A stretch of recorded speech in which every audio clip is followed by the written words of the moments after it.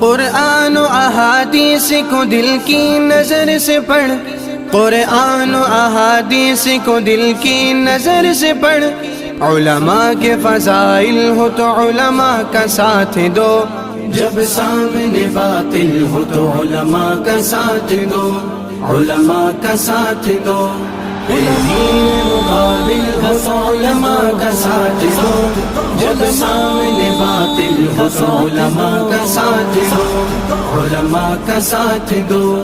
امت کی فکر چھوڑ کے حکام مملکت، امت کی فکر چھوڑ کے حکام مملکت، جب دائمی بزدل ہو تو علماء کا ساتھ دو، جب سامنے باطل ہو تو علماء کا ساتھ دو،